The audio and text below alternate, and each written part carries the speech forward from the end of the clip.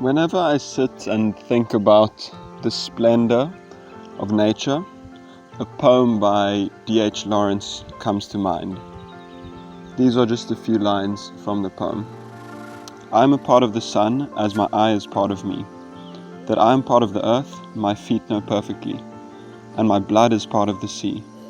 There is not any part of me that is alone and absolute except my mind, and we shall find that the mind has no existence by itself. It is only the glitter of the sun on the surface of the water.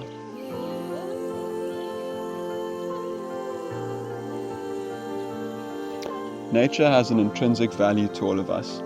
It provides us with the clean air we breathe, the clean water we drink, and the food that we eat. Without the oxygen-producing chlorophyll found in leaves, we wouldn't have fresh air to breathe. Without the filtration properties of wetlands and soil, we wouldn't have clean water to drink.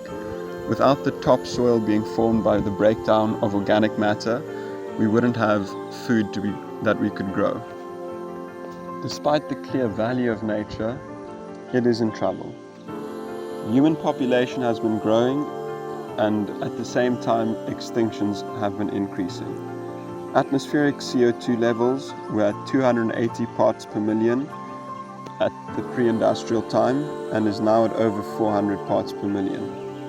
The ozone layer is depleted and the average surface temperature of the Earth is increasing. Ocean ecosystems are exploited and tropical rainforests have been lost. Domesticated land has increased and global biodiversity has been lost.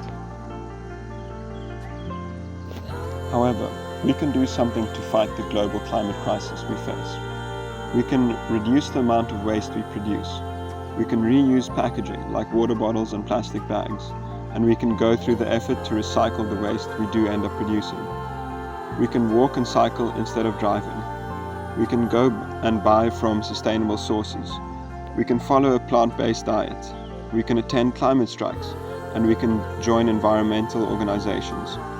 Most importantly, we as university students can make the conscious decision to follow degrees in the green economy, such as environmental law or environmental engineering. We could even study green architecture or sustainable agriculture. In this way, we can use our education to invest in a sustainable future, not only for humanity, but for nature as a whole.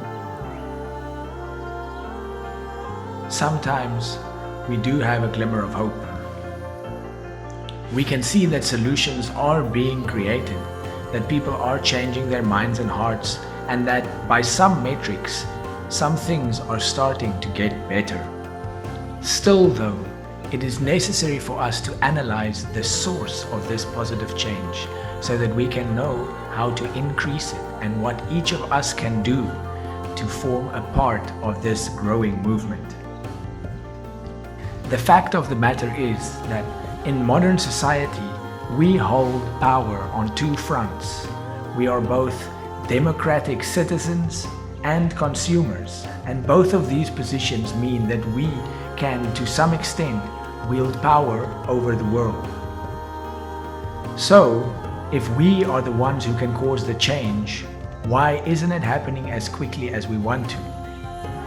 Well, this is where the spiritual aspect comes to the fore.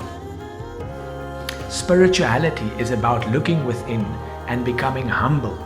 Humility in this sense, meaning seeing the world as it is and recognizing oneself as a smaller part of a bigger whole.